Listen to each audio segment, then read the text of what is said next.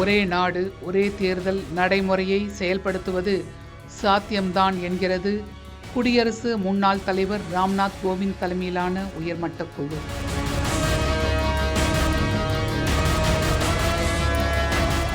மக்களவைக்கும் மாநில சட்டப்பேரவைகளுக்கும் ஒரே நேரத்தில் தேர்தல் நடத்துவது குறித்த சாத்தியங்களை ஆராய அமைக்கப்பட்ட இந்த உயர்மட்ட குழு 191 நாட்கள் தொடர் ஆய்வுகளை மேற்கொண்டது. பல்வேறு தரப்பிடமும் ஆலோசனை நடத்தியது. இதன் இறுதியில் இக்குழு 18,626 பக்கங்களை கொண்ட அறிக்கையை குடியரசுத் தலைவர் திரௌபதி முர்முவிடம் தாக்கல் செய்தது. இந்த அறிக்கையின் 321 பக்கங்கள் மட்டும் பொது வெளிக்கு தரப்பட்டிருக்கிறது.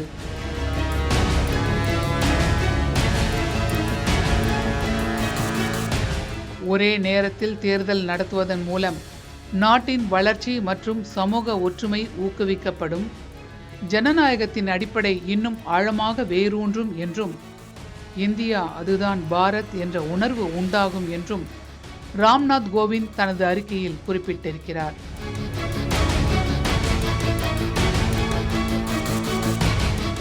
டாக்டர் BR அம்பேத்கர் தேர்தல் முறைகளில் ஒரே விதமான நடைமுறை அவசியம் என்று வலியுறுத்தியதாக அறிக்கையில் சுட்டிக்காட்டப்பட்டிருக்கிறது. சட்ட ஆணையமும் ஒரே நாடு ஒரே தேர்தல் குறித்த தனது அறிக்கையை விரைவில் வெளியிடும் என்று எதிர்பார்க்கப்படுகிறது.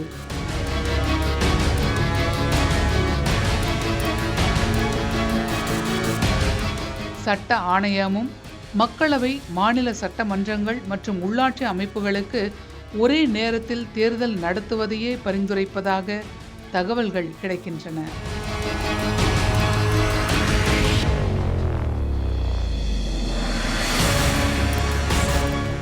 ராம்நாத் கோவிந்த் தலைமையிலான குழு அளித்துள்ள அறிக்கையின்படி ஒரே நாடு ஒரே தேர்தல் நடைமுறையை செயல்படுத்துவது சாத்தியம்தான் என கூறப்பட்டிருக்கிறது.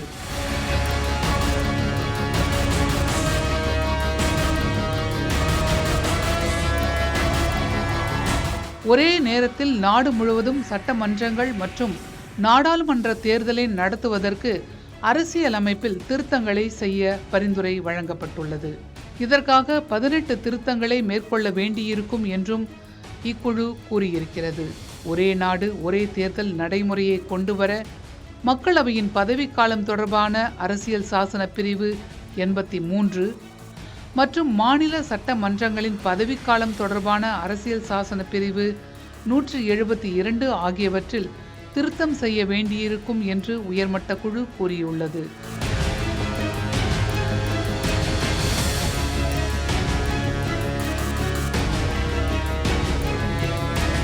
ஒரே நேரத்தில் தேர்தல் நடத்துவதற்கு அரசியலமைப்பில் திருத்தங்கள் செய்ய மாநில அரசுகளின் ஒப்புதல் தேவையில்லை என ராம்நாத் கோவிந்த் குழு தெரிவித்துள்ளது. மக்களவை மற்றும் மாநில சட்டமன்றங்களுக்கு தேர்தல் நடத்தி முடிக்கப்பட்டு அடுத்த 100 நாட்களுக்குள் நகராட்சி மற்றும் பஞ்சாயத்து தேர்தல்களை நடத்தி முடிக்கலாம். இதற்கு நாட்டின் மொத்த மாநிலங்களில் பாதி மாநிலங்களின் சட்ட ஒப்புதல் அவசியம் பெறப்பட வேண்டும்.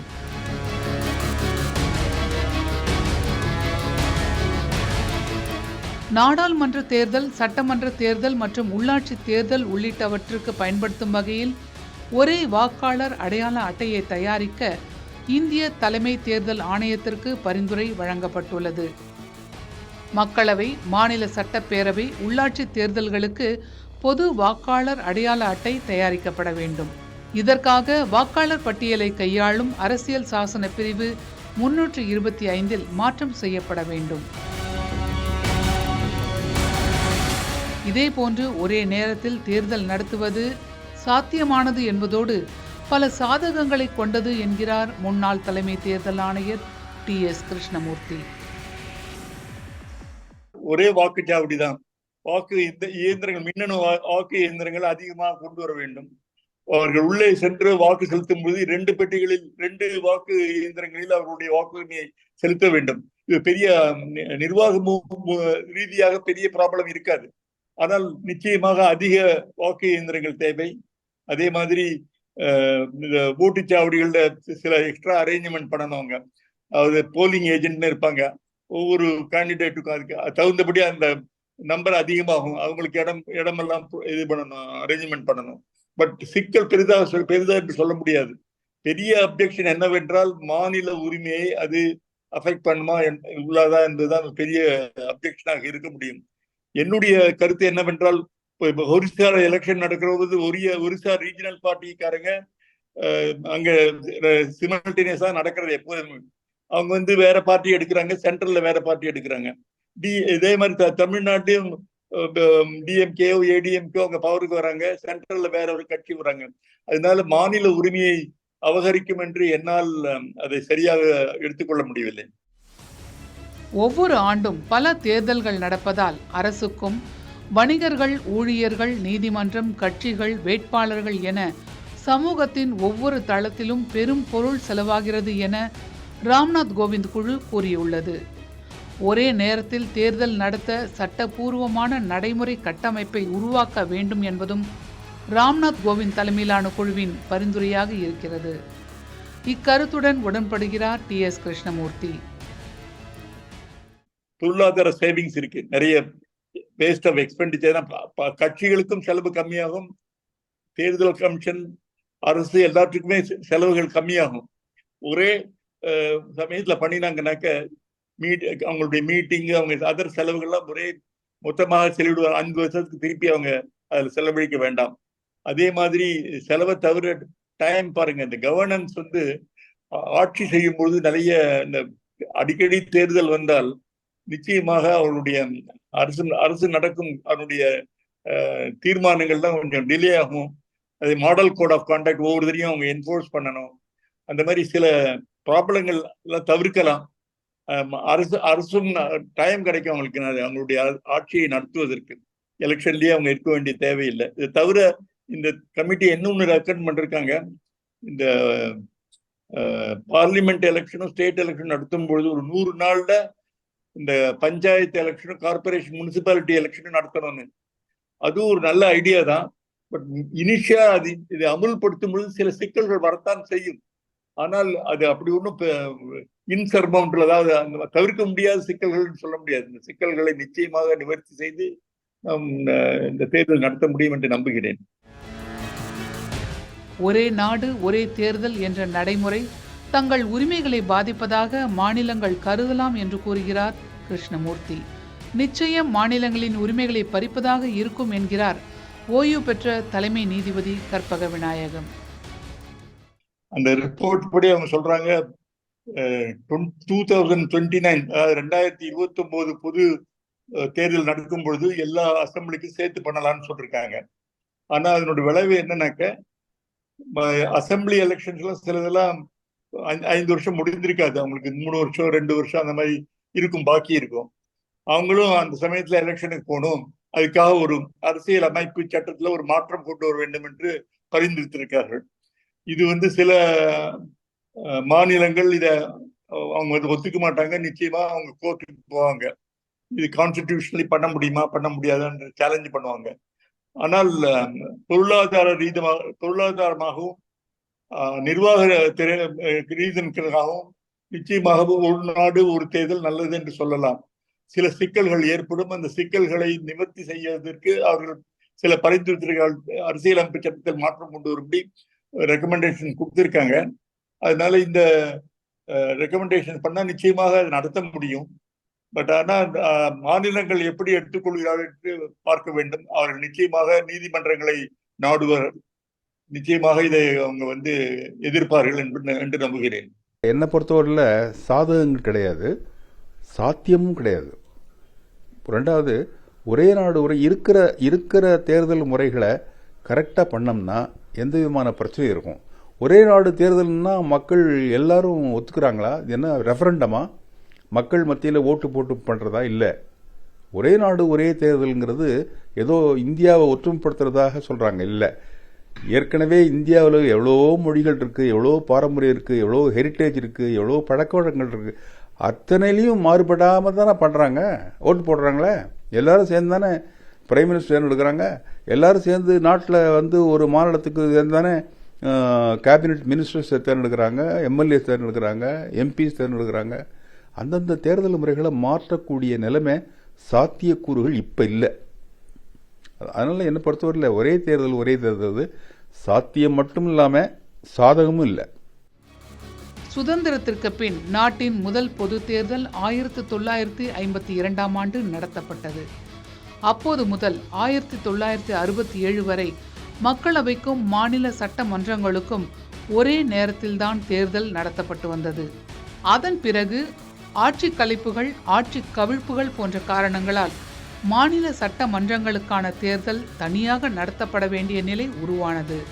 எனில் மீண்டும் 1952 காலகட்டத்தை கொண்டு வர முடியும் என்கிறது ராம்நாத் கோவிந்த் ஆய்வறிக்கை. தமிழ்நாடு சட்டப்பேரவைக்கு வரும் 2026ஆம் ஆண்டு தேர்தல் நடைபெற உள்ளது. ஒருவேளை 2029இல் ஒரே நாடு ஒரே தேர்தல் நடைமுறைக்கு வந்தால் 2026இல் தேர்ந்தெடுக்கப்படும் அரசின் பதவிக்காலம் 3 ஆண்டுகள் மட்டுமே இருக்கும். இதுபோன்ற சிக்கல்கள் ஒரே தேர்தல் நடைமுறையில் இருக்கின்றன. பொதுவில் பன்முகத்தன்மை கொண்ட இந்தியாவில் ஒரே நாடு ஒரே தேர்தல் என்பது மாநிலங்களின் உரிமைகளை பறிப்பதாக இருக்கும் என்கிறார் ஓய்வு பெற்ற தலைமை நீதிபதி கற்பக விநாயகம். பல மாநிலங்களையும் பல பாரம்பரியங்கள் இருக்கு. அதை மாற்றக்கூடாது. இப்போ ஒரு மாநிலத்தில் தேர்தல் வச்சுன்னா அந்த மாநிலத்தில் எப்படி நடக்குது அரசாங்கம் அப்படின்னு முடிவு பண்ண வேண்டியது அந்த மக்கள்.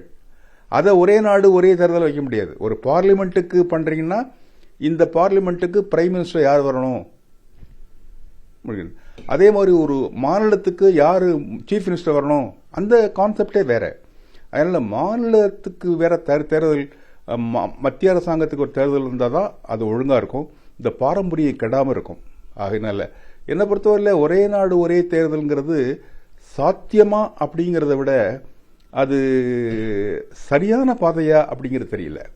பல நாடுகள் சேர்ந்தது. அமெரிக்காலாம் பார்த்தீங்கன்னா 50 மாநிலங்கள் சேர்ந்துருக்கு, அது ஒற்றுமையாக இருக்கு. அதே மாதிரி இங்கேயும் பல மாநிலங்கள் இது ஒற்றுமையாக இருக்கு. ஏன் ஒற்றுமை? இந்தியாங்கிற உணர்வுகள், அந்த இந்தியாங்கிற ஒரே நாடுங்கிற உணர்வு இருக்கும் மொழிய ஒரே தேர்தல் வேண்டிய அவசியம் இல்லை. எந்த தேர்தலில் யாரை தேர்ந்தெடுக்குங்கிற முடிவை அந்தந்த மக்கள்கிட்ட கொடுக்கறது தான் ப்ராப்பர், அதான் நல்லது. தொங்கு சட்டப்பேரவை அமைந்தாலோ நம்பிக்கையில்லா தீர்மானம் மூலம் ஆட்சி கலைந்தாலோ மீண்டும் தேர்தல் நடத்தி புதிய அரசை தேர்ந்தெடுக்கலாம். ஆனால் அந்த ஆட்சி மத்தியில் இருக்கும் அரசின் ஆட்சி காலம் வரை மட்டுமே தொடர முடியும் என்பதும் உயர்மட்ட குழுவின் பரிந்துரையாக இருக்கிறது. இது நடத்துவதில் ஒன்றும் பெரிய கஷ்டங்கள் இருக்காது. ஆனால் ஒரே ஒரு ரெக்கமெண்டேஷன் மட்டும் எனக்கு சரியா தோணலை. என்னன்னாக்கா அவங்க சொல்லிருக்காங்க, தொங்கு சபை வந்தது இல்லைனாக்க இந்த ஓட் ஆஃப் நோ கான்ஃபிடன்ஸ் அரசு கவிழ்ந்ததுனாக்க அந்த சமயத்துல பாக்கி பீரியடு சப்போஸ் ஒரு 3 வருஷத்துக்கு அப்புறம் தொங்கு சபை இல்லாட்டா இது லேக் ஆஃப் கான்ஃபிடன்ஸ் சொல்லிட்டு அரசு கவிழ்ந்ததுனாக்க அந்த சமயத்துல பாக்கி இருக்கிற 2 வருஷத்திற்கு தனியா ஒரு எலெக்ஷன் நடத்துங்கிறாங்க. அது ஒன்றும் சரியா தோணல. அதுக்கு பதிலாக சுபாஷ் காஷ்யப்னு ஒரு அகத்தினர் கொடுத்திருக்கிற ஒரு recommendation, constructive vote of no confidence. அப்படியே இப்போ அவங்க அரசு மேல நம்பிக்கையில்லா தீர்மானம் கொண்டு வந்தால் அந்த நம்பிக்கையில்லா தீர்மானத்தில் புதிய தலைவரை தேர்ந்தெடுத்தால் தான் இந்த நம்பிக்கை தீர்மானம் நிறைவேற்றியது என்று சொல்லலாம் என்று கூறியிருக்கிறார். அது சரி என்று எனக்கு தோன்றுகிறது. ஆனால் இவர்கள் என்ன சொல்லியிருக்கிறார்கள், தேர்தலை நடத்தி விடலாம் என்று. அது பிராக்டிக்கலாக சில பேர் அதுக்கு அப்ஜெக்ஷன்ஸ் இருக்கு. அது தவிர செலவு அண்ட் திருப்பி எலெக்ஷன், அடிஷனல் எலெக்ஷன் நடக்க வேண்டிய நிர்பந்தம் ஏற்படும்.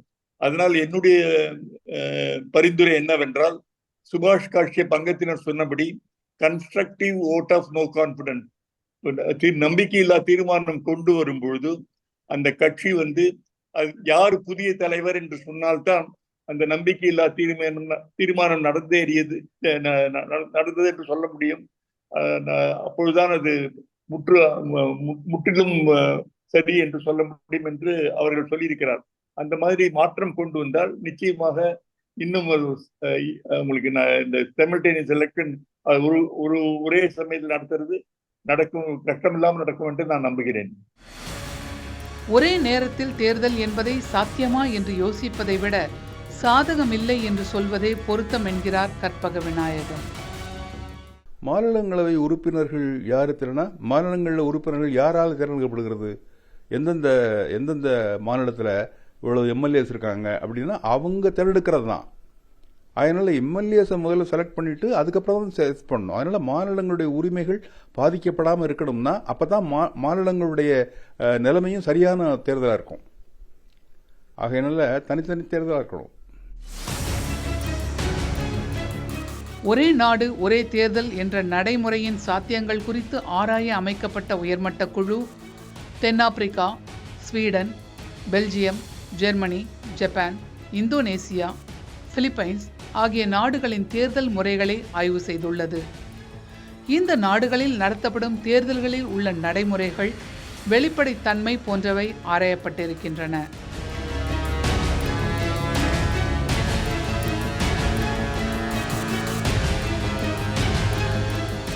ஸ்வீடன் நாட்டை பொறுத்தவரை நாடாளுமன்றத்திற்கும் கவுண்டி கவுன்சில்கள், முனிசிபல் கவுன்சில்களுக்கு ஒவ்வொரு 4 ஆண்டுகளுக்கு ஒருமுறை தேர்தல் நடத்தப்படுகிறது. 4 ஆண்டுகளுக்கு ஒருமுறை செப்டம்பர் மாத 2வது ஞாயிற்றுக்கிழமைகளில் இத்தேர்தல் நடத்தப்படுகிறது. அதே நேரம் 5 ஆண்டுகளுக்கு ஒருமுறை முனிசிபல் மன்றங்களுக்கு செப்டம்பர் 2ஆம் வாரத்தில் தேர்தல் என்ற நடைமுறை பின்பற்றப்படுகிறது. 2019ஆம் ஆண்டிலிருந்து இந்தோனேசியாவில் அதிபர், துணை அதிபர் மற்றும் நாடாளுமன்றம், சட்டமன்றங்களுக்கு ஒரே நேரத்தில் தேர்தல் நடத்தப்படுகிறது. நாடாளுமன்றத்தில் ஒரு கட்சி 4% வாக்குகளை பெற வேண்டும். அதிபர் வேட்பாளர் 50%க்கும் அதிகமான வாக்குகளை பெற வேண்டும் என்பதோடு நாட்டில் உள்ள மாகாணங்களில் பாதிய அளவில் பதிவான வாக்குகளில் 20% பெற வேண்டும் என்ற நடைமுறை பின்பற்றப்படுகிறது.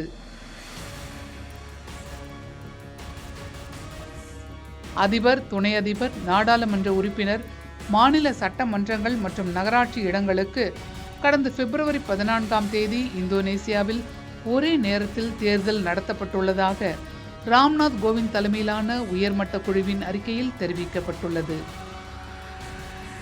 ஆனால் ஒவ்வொரு நாடும் பின்பற்றும் அரசியல் சாசனங்கள் ஒன்றல்ல.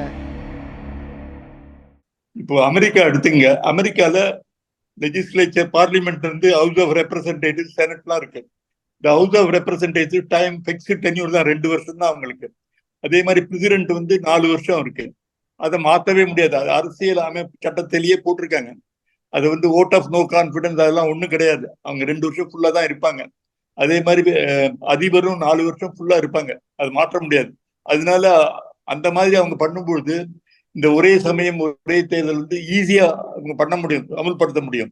பட் இப்போ இருக்கிற நம்ம நாட்டில் என்ன நடக்கிறதுனா வெஸ்ட் மினிஸ்டர் ஸ்டைல்னு சொல்லுவாங்க. இது பிரிட்டிஷ் சிஸ்டத்தை நம்ம ஃபாலோ பண்றோம். அப்போ வந்து நம்பிக்கையில்லா தீர்மானம் கொண்டு வந்தால் அரசு விழுந்து விடும். இல்ல ஒரு தொங்கு சபை வந்ததுனால் நடத்த முடியாது, பிரசிடென்ட் ரூல் கொண்டு வரணும், அந்த மாதிரி நிர்பந்தங்கள் ஏற்படலாம். அதனால் இந்த பிக்ஸ்டு டென்யூர் இல்லை என்றால் இதை அமல்படுத்துவது சிக்கல்கள் இருக்கின்றன. அதனால் அரசியலமைப்பு சட்டத்தை மாற்றினால்தான் இதை கொண்டு வர முடியும். இந்த ஆண்டு ஜூன் மாதத்தில் அருணாச்சல பிரதேசம், சிக்கிம், ஆந்திர பிரதேசம், ஒடிசா மாநிலங்களுக்கு தேர்தல் நடத்தப்பட வேண்டும். நவம்பர் மாதத்தில் ஹரியானா, மகாராஷ்டிரா மாநிலங்களுக்கும், 2025ஆம் ஆண்டில் ஜார்க்கண்ட், பீகார், டெல்லி மாநிலங்களுக்கும் தேர்தல் நடத்தப்பட வேண்டும். 2026இல் மேற்கு வங்கம், தமிழ்நாடு, அசாம், கேரளா, புதுச்சேரி மாநில சட்ட மன்றங்களுக்கு தேர்தல் நடத்தப்பட வேண்டும். 2027இல் மணிப்பூர், கோவா, பஞ்சாப், உத்தராகண்ட், உத்தரப்பிரதேசம் மற்றும் குஜராத் மாநிலங்களுக்கு தேர்தல் நடைபெற வேண்டும். அடுத்ததாக 2028ஆம் ஆண்டு ஹிமாச்சல பிரதேசம், மேகாலயா, நாகாலாந்து, திரிபுரா, கர்நாடகம், தெலுங்கானா, மிசோரம், மத்திய பிரதேசம், சத்தீஸ்கர் மற்றும் ராஜஸ்தான் ஆகிய 10 மாநிலங்களுக்கு தேர்தல் நடத்தப்பட வேண்டும். இவ்வாறு 2026 முதல் 2028 வரை மாநில சட்ட மன்றங்களுக்கு தேர்ந்தெடுக்கப்படும் அரசுகளின் பதவிக்காலம் எப்படி இருக்கப் போகிறது என்பதை அடுத்து மத்தியில் அமைய உள்ள ஆட்சியின் நிலைப்பாட்டை பொறுத்தே தீர்மானிக்க முடியும்.